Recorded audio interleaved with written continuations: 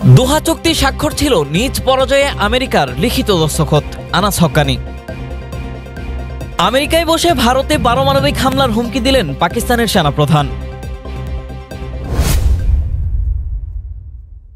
দোহা চুক্তি স্বাক্ষর নিজ পরাজয়ে আমেরিকার লিখিত দস্তখত বলে মন্তব্য করেছেন ইমারতে ইসলামিয়া আফগানিস্তানের সিনিয়র নেতা ও দোহা সংলাপের গুরুত্বপূর্ণ সদস্য আনাস হক্কানি। তিনি বলেন, দোহা চুক্তি স্বাক্ষর ছিল নিজ পরাজয়ে আমেরিকার লিখিত দস্তখত। এখন একে শান্তি চুক্তি বা অন্য যে নামই দেওয়া হোক না কেন। সোমবার 11 আগস্ট তোলো নিউজের এক প্রতিবেদনে একথা জানানো হয়। তিনি আরো বলেন, আমাদের মূল লক্ষ্য ছিল পারস্পরিক সমঝোতার মাধ্যমে ক্ষমতায় আসা। তবে সাবেক প্রেসিডেন্ট আশরাফ ঘানির পালিয়ে যাওয়া ঘটনার গতিপথ বদলে দেয়। আনাস হক্কানি বলেন, আমেরিকা ইমারতে ইসলামিয়ার সাথে আলোচনায় বসতে শুরুতে নেতিবাচক মনোভাব প্রকাশ করলেও শেষমেশ আলোচনায় বসতে বাধ্য হয়েছিল। সমঝোতার মাধ্যমে ক্ষমতায় আসতে চাওয়ার সপক্ষে প্রমাণ হিসেবে তিনি বলেন, আপনারা মুজাহিদ সাহেবের সেই সময়ের বক্তব্য দেখতে পারেন। সেটি ছিল সকালে, যখন কাতারে আমাদের বন্ধুরা একটি সমঝোতায় পৌঁছানোর জন্য কাজ করছিলেন, যেন নতুন সরকারের বৈধতা অক্ষুণ্ণ থাকে এবং রাষ্ট্রীয় প্রতিষ্ঠানগুলোর কার্যক্রম ব্যাহত না হয়। এজন্যই আমাদের নেতারা পারস্পরিক সমঝোতার মাধ্যমে কাবুলে প্রবেশের জন্য প্রচুর চেষ্টা করছিলেন। মার্কিন মদতপুষ্ট প্রেসিডেন্ট আশরাফ ঘানির পলায়ন ঘটনার গতিপথ বদলে দেয় প্রসঙ্গে তিনি বলেন,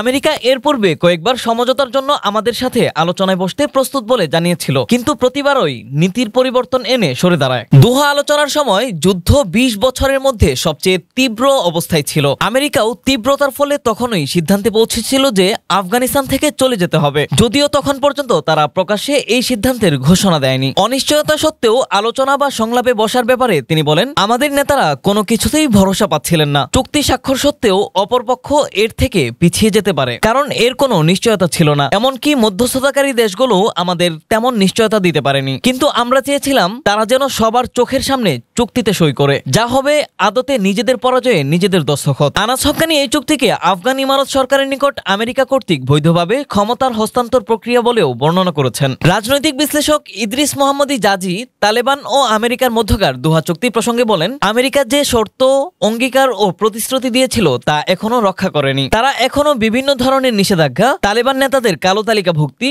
ও অন্যান্য বিধিনিষেধ বহাল রেখেছে, যা চুক্তির পরিপন্থী। আমেরিকার উচিত এ বিষয়ে মনোযোগ দেওয়া। সংবাদ মাধ্যমের তথ্যমতে 2020 সালের 29 ফেব্রুয়ারি কাতারের দোহায় তালেবান ও আমেরিকার মধ্যে একটি শান্তি চুক্তি স্বাক্ষরিত হয়, যা দোহা চুক্তি নামে পরিচিত। এই চুক্তি স্বাক্ষরের মধ্য দিয়ে কাগজে কলমে আফগান যুদ্ধে আমেরিকার পরাজয় ঘটে এবং সেনা প্রত্যাহার করতে শুরু করে। তালেবান বা তাদের ইসলামী রাষ্ট্র কাঠামো ইমারতে ইসলামিয়ার পক্ষে এর বর্তমান উপপ্রধানমন্ত্রী মোল্লা আব্দুল গনি বেরাদার এবং আফগানিস্তানে আমেরিকার সাবেক বিশেষ প্রতিনিধি জালমি খলিলজাদ আমেরিকার পক্ষে এই ঐতিহাসিক চুক্তি স্বাক্ষর করেন। চুক্তিতে বলা হয়েছিল, ইমারতে ইসলামিয়া কর্তৃক নিরাপত্তার নিশ্চয়তা দানের বিনিময়ে আফগানিস্তান থেকে বিদেশি সেনাদের সম্পূর্ণভাবে প্রত্যাহার করা হবে, যা আন্তঃ আফগান আলোচনা শুরু করার পথ সুগম করবে এবং মার্কিন যুক্তরাষ্ট্রের সামরিক উপস্থিতির আনুষ্ঠানিক অবসান ঘটাবে।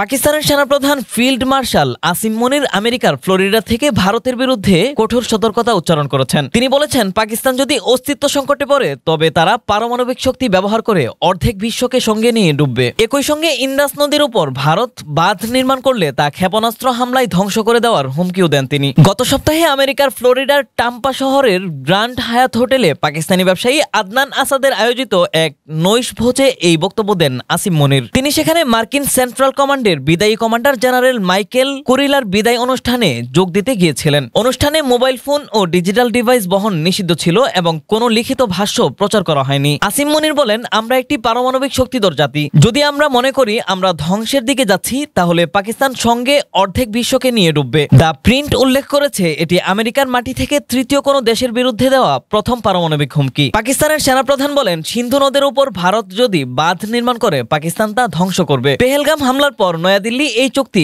স্থগিত করে। তিনি বলেন, যদি ভারত এই চুক্তি বাতিল করে বাঁধ নির্মাণ করে তাহলে পাকিস্তান 10টি ক্ষেপণাস্ত্র মেরে তা ধ্বংস করে দেবে। আসিম মনির পেহেলগাম হামলার পর ভারতের ক্ষয়ক্ষতির হিসাব প্রকাশ না করায় কটাক্ষ করে বলেন, ভারতীয়দের উচিত তাদের পরাজয় মেনে নেওয়া। তিনি আরও বলেন, যদি ভারত তাদের ক্ষয়ক্ষতির তালিকা প্রকাশ করে তবে পাকিস্তানও নিজেদের ক্ষয়ক্ষতির তথ্য প্রকাশে রাজি। তিনি বলেন, যুদ্ধ যেমন শুধু জেনারেলদের জন্য নয়, তেমনি রাজনীতিও শুধু রাজনীতিবিদদের জন্য নয়। এই বক্তব্যে তিনি সামরিক বাহিনীকে রাজনীতিতে অন্তর্ভুক্ত করার পক্ষে যুক্তি দেন। নাসিম মনিরের এই সফর ছিল ১.৫ মাসের মধ্যে তার দ্বিতীয় আমেরিকা সফর। এর আগে তাকে আমেরিকার প্রেসিডেন্ট ডোনাল্ড ট্রাম্পের সঙ্গে সাক্ষাতের জন্য আমন্ত্রণ জানানো হয়। তবে পাকিস্তানের প্রধানমন্ত্রী বা রাষ্ট্রপতিকে এখনও আমন্ত্রণ জানানো হয়নি, যা পাকিস্তানের গণতন্ত্রপন্থী শক্তির মধ্যে অস্থিরতা সৃষ্টি করেছে। পাকিস্তান এই সফরকে ওয়াশিংটন ও ইসলামাবাদের মধ্যে সম্পর্কের নতুন মাত্রা হিসেবে দেখছে।